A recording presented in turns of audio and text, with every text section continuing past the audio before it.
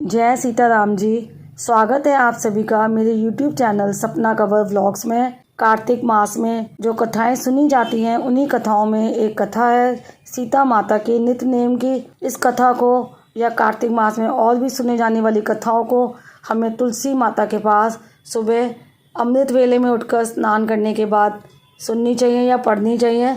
और ये कथाएं बहुत ही ज्ञानवर्धक हैं और साथ ही इन कथाओं को पढ़ने सुनने से हमें भगवान का पूर्ण आशीर्वाद प्राप्त होता है। यह कहानी सीता माता कहती थी और श्री राम इसे सुना करते थे। एक दिन श्री राम भगवान को किसी काम के लिए बाहर जाना पड़ गया तो सीता माता कहने लगी कि भगवान, मेरा तो 12 वर्ष का नित्य नेम है, अब आप बाहर जाएंगे तो मैं अपनी कहानी किसे सुनाऊंगी। श्री राम ने कहा कि तुम कुएं की पाल पर जाकर बैठ जाना और वहाँ जो औरतें पानी भरने आएंगी उन्हें अपनी कहानी सुना देना।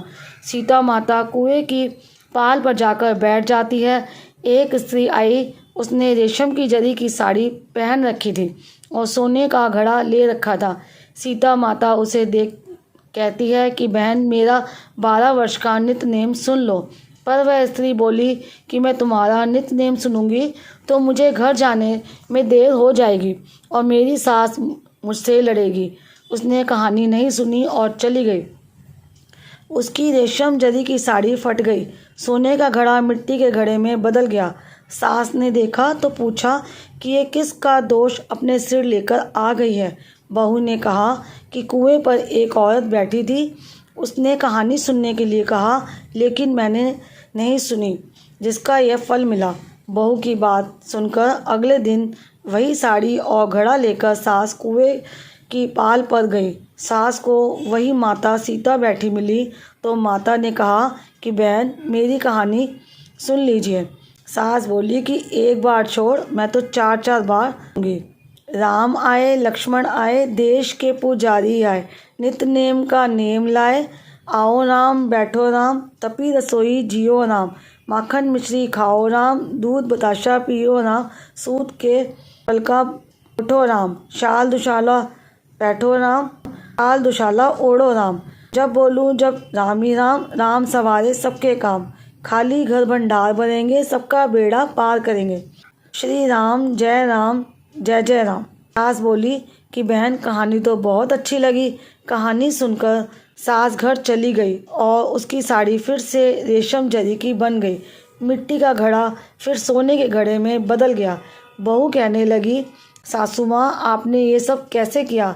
सास ने कहा कि बहू, तू दोष लगा के आई थी और मैं अब दोष उतार कर आ रही हूँ।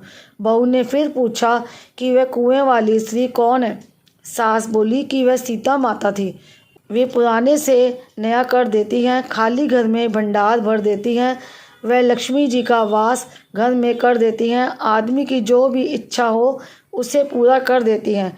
बहू बोली कि ऐसी कहानी मुझे भी सुना दो।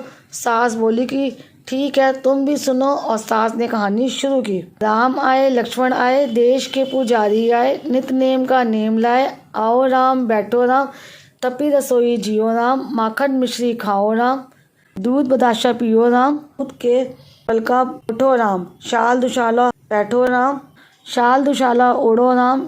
जब बोलूँ तब राम ही राम, खाली घर भंडार भरेंगे, सबका बेड़ा पार करेंगे। जय जय राम, जय श्री राम, जय जय राम, जय श्री राम। कहानी सुनकर बहू बोली कि कहानी तो बहुत अच्छी है। सास ने कहा कि ठीक है, इस कहानी को रोज कहा करेंगे। अब सास बहू रोज सवेरे उठती, नहाती धोती और पूजा करने के बाद नित्य नेम की सीता की कहानी कहती। एक दिन उनके यहाँ एक पड़ोस की औरत आई और बोली कि बहन, ज़रा सी आँच देना। तो वह बोली कि आँच तो अभी हमने जलाई ही नहीं।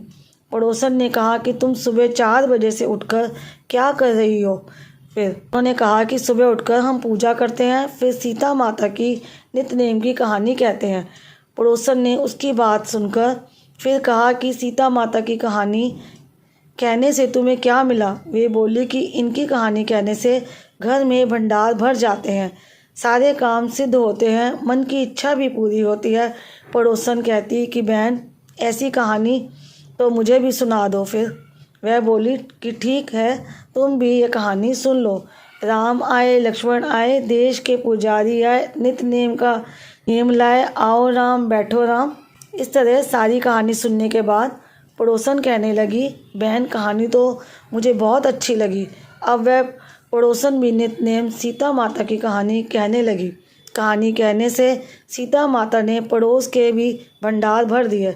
अब तो पूरे मोहल्ले में नित नेम की कथा चल पड़ी। हर किसी की मनोकामना पूरी होने लगी। हे सीता माता, जैसे आपने उनके भंडार भरे, वैसे ही आप हमारे भी भंडार भरना, कहानी सुनने वाले के भी और कहानी कहने वाले के भी। और जो इस कहानी को सुनकर हुंकारा भरते हैं, उनके भी खाली भंडार भरना। तो ये थी सीता माता के नित नेम की कथा। उम्मीद करती हूँ ये कथा और ये वीडियो आपको पसंद आई होगी। वीडियो अगर अच्छी लगी है तो वीडियो को लाइक शेयर ज़रूर करिएगा और कमेंट बॉक्स में जाकर सीता माता की जय भी ज़रूर लिखिएगा। सीता माता आप सबके भंडार भरे। चैनल पर पहली बार आए हैं तो चैनल को सब्सक्राइब करना बिल्कुल मत भूलिएगा।